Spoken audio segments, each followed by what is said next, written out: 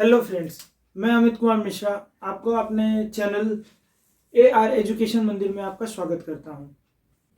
क्या आपने कभी सोचा है जो हमारा इलेक्ट्रिकल सर्किट होता है उसमें फेरूल लगे होते हैं, कुछ नंबर दिए गए रहते हैं, जैसे K1 D1, ठीक है, E1।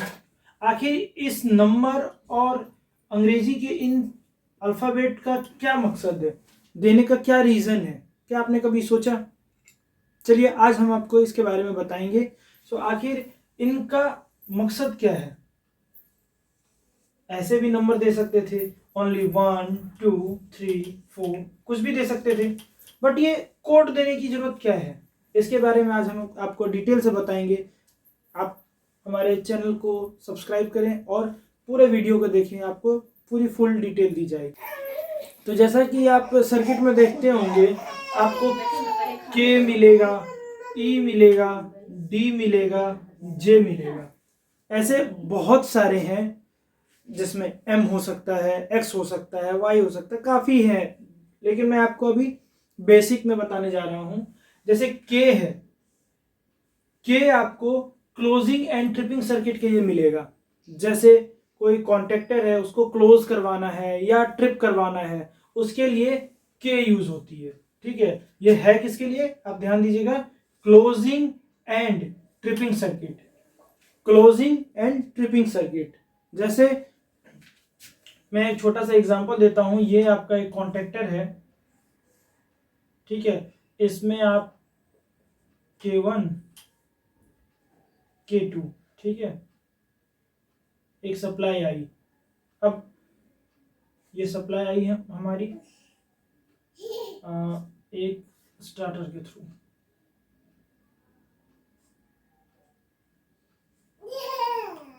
अब इसका जो बनेगा, यहाँ हमारा मान लीजिए K3 हो गया, यहाँ आया K4 हो गया, जो आ रहा है वो यहाँ मान लीजिए K5 आ गया, और जो इससे पीछे आ रहा है वो K1, इसको K1 मान लेते हैं, ठीक है, क्योंकि शुरुआत होती है K1 से, तो K1 ही आप मान के चलिए। अब जैसे हमारा हो गया, सीक्वेंस बना, ये क्या है, ये जो हमारी सर्किट बन रही है, ये क्या है, क्लोजिंग की है। ये हमारी न्यूट्रल होगी, ये हो गई फेज, ठीक है। अब ये जो सर्किट आ रही है हमारी, ये क्या है, इस लाइन को क्लोज करवाने के लिए, ये कॉन्टेक्टर के लिए,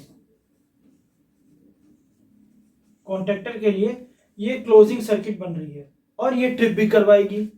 तो इसके लिए हम जितना भी सर्किट बनेगा और इसमें नंबर लगाएंगे, वो के से रहेगा। जैसे आपने देखा, K1 हो गई, ये K2 हो गई, ये K4 हो गई, ठीक है, आपको दिख रहा होगा। तो ये क्लोजिंग सर्किट के लिए हो गया। ऐसे सिचुएशन में हम के से लिखते हैं, ठीक है। आप कहीं भी आप सर्किट आप चेक कर सकते हैं, किसी भी जगह आपको वहां मिलेगा, के जो रहेगी वो क्लोजिंग एंड ट्रिपिंग के लिए रहेगी। अब आगे बढ़ते हैं, ई। आखिर ई किसके लिए है? ई है जो हमारा पोटेंशियल मीटर होता है, जैसे पीटी, जिससे वोल्टेज देखते हैं, मीटरिंग में वोल्टेज देखते हैं, ठीक है, उसके लिए हम ई से डिनोट करते हैं। अब जैसे आपको कहीं मिलेगा E13, E12, E11, ठीक है, ये आपको कहाँ मिलेगा, मीटर के ऊपर। ये कहाँ मिलेगा आपको, मीटर के ऊपर, ठीक है। जो मीटरिंग के लिए जो जा रही है, मल्टी फंक्शन मीटर जो लगे रहते हैं, उसमें आपको वोल्टेज की जो केबल आएगी वो ई से लिखी रहती है, ठीक है। ये हो गया आपका ई, मीटरिंग के लिए। अब उसी में एक डी आपको मिलेगा, डी, ये आप देख रहे होगे डी। ये डी क्यों है, ये है, ये भी मेजरिंग के लिए है, मेजरमेंट के लिए है। किस चीज का, तो करंट के लिए। आप जैसे देखोगे D01, ठीक है, D72, मतलब ये सीटी के जो केबल हैं, सीटी की जो सेकेंडरी केबल है, ठीक है, सेकेंडरी केबल है सीटी की, प्राइमरी और सेकेंडरी आपको पता होगा, ठीक है। वो सीटी वाली केबल, उसको फिर उसकी फेरूल डी से मतलब डी से डिनोट करते हैं।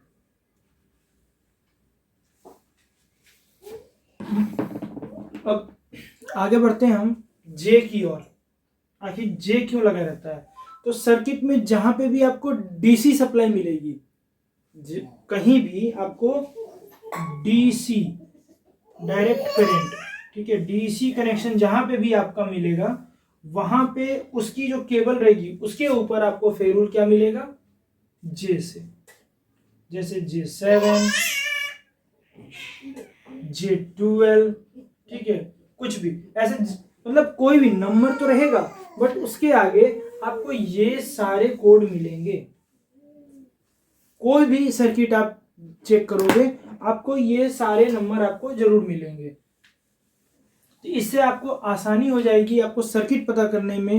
सो मेरी कौन सी सप्लाई है, ये किस यूज के लिए हो रहा है, वो आपको आसानी से मिल जाएगा। अब जैसे आप कोई भी सर्किट खोल रहे हो उसमें बहुत सारे नंबर आपको दिखेंगे, के मिल रहा है, ई मिल रहा है, डी मिल रहा है, जे मिल रहा है, बहुत सारे मिलेंगे। लेकिन आप कंफ्यूज हो जाओगे यार मीटरिंग के लिए कौन सी है, वोल्टेज के लिए कौन सी लगी हुई है, क्लोजिंग सर्किट किसकी है। तो ऐसे आप जब भी देखोगे यार जे लगा हुआ है, जैसे जे आपको मिलेगा तो आप क्या सोचोगे, ये तो डीसी सप्लाई है, हमें डीसी सप्लाई चेक करनी है, तो हम जे की ओर जाएंगे। जे वाले जितने भी हैं, जे के जितने भी फंक्शन बनेंगे, चाहे J10 हो जाए, J12 हो जाए, 20 हो जाए, J22 हो जाए, जो भी होंगे वो आपको इजी से पता लग जाएगा तो ये किस चीज़ के लिए यूज हो रहा है।